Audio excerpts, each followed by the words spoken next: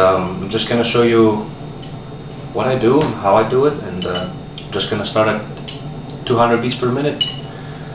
Just to get the blood flow. I'm actually starting to warm up myself, so I'm sitting at I think the angle is will be pretty helpful, because you can see my right hand, as in the way you're staring, you're kind of facing me and kind of diagonal, so you can see my left hand as well. You can see the fingers and the wrist, the whole thing, the whole arm motion in hopefully full detail. So we're just gonna start at 200 beats per minute. Yeah. And just gonna start one hand at a time, and combine the two, and just a few accents in between, which I like to do so much. And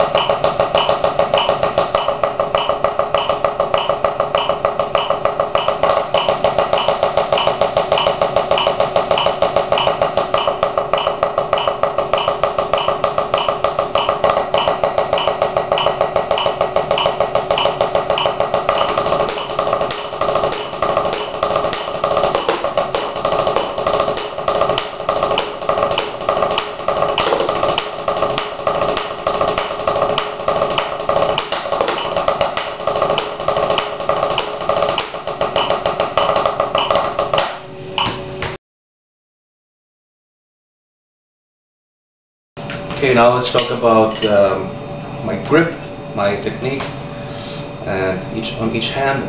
Left hand is basically matched grip, just wrist and fingers, usually at the same time, depending, I guess, on the speed. But I mean, if it's a slow beat, I'm not gonna go nuts on it with my fingers, but it's usually the wrist that gives the motion. So it's pretty much the same thing.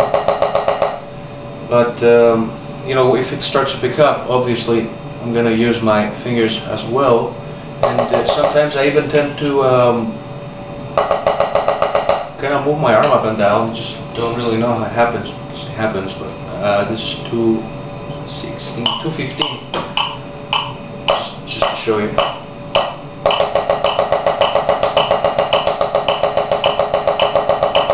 Okay, this is basically fingers, just slightly. Very slight wrist motion, obviously. I mean, you cannot just completely immobilize your wrist, especially in match grip.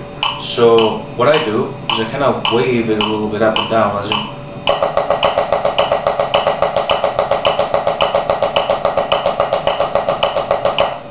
So I kind of use the whole thing, fingers and wrist. And my left hand usually just stays in one place. Shoulders down, obviously. Big keys, also the elbows have to be tucked in, otherwise you're putting strain on your shoulders and your deltoid as well. And this is like the key to preserve energy in drumming. Your shoulders, everything starts from here. And now my right hand is a little different. I do use matched grip, usually for my rolls, I guess. When it comes to blast beats, yeah, I do use the same thing. I isolate it. I use my wrist, and I also wave it if I have to. But it's interesting, because when I go over to the right cymbal to hit the cymbals, obviously, I'm not gonna hit like that. I'm gonna use the French grip, and sometimes I just switch to the match grip for right accents and stuff like that. But it's pretty much French grip. For like second hi-hat blast beats at the right cymbal, and that's pretty much it. what I do to use my left hand a little bit more.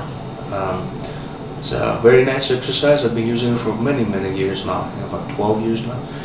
Of course, I started drumming as a left hand drummer. My hi-hats were here, my right cymbal was on the other side, obviously. But it's pretty cool because once you get to master these things, you can actually add more things to your set and make your sound a lot richer, of course. And it just builds confidence in your drumming, knowing that I can do it. I can keep rhythm, with this one. Or it's not just like a snare hand and it just stays here, and the right hand just does. The whole thing goes through the whole set all the time. It's a little straining as well. So you want to give this guy some initiative as well. So I'm just going to show you very slowly. Very slow speed.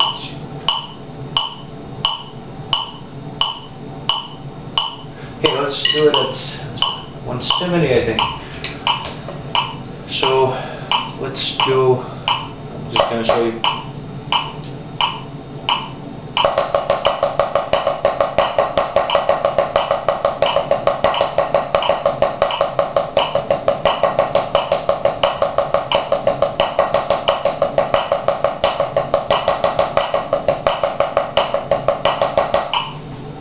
I usually try to keep the hand that's not leading up, so I can kind of remind myself that it's your turn now. There's no escape. You gotta have to go in and do it. Now let's do it at 200. See what happens. Not too fast, not too slow.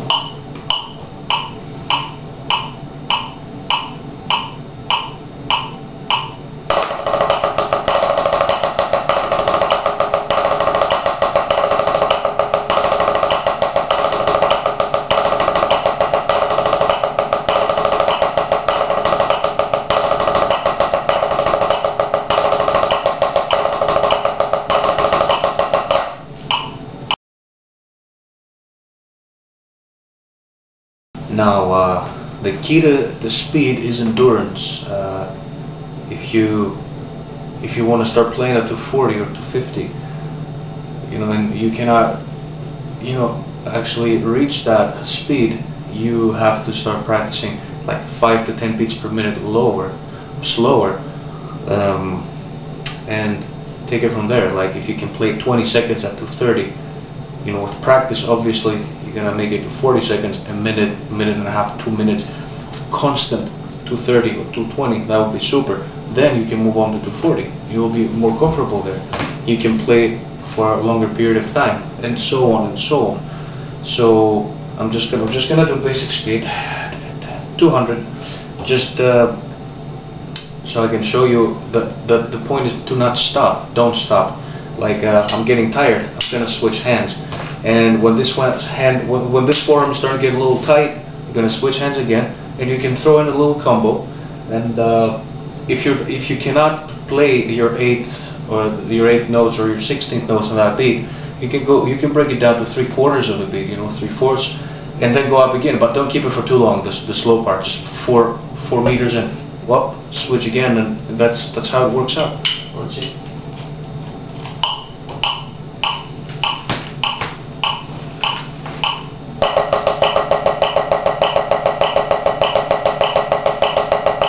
Let's see, I'm getting tired.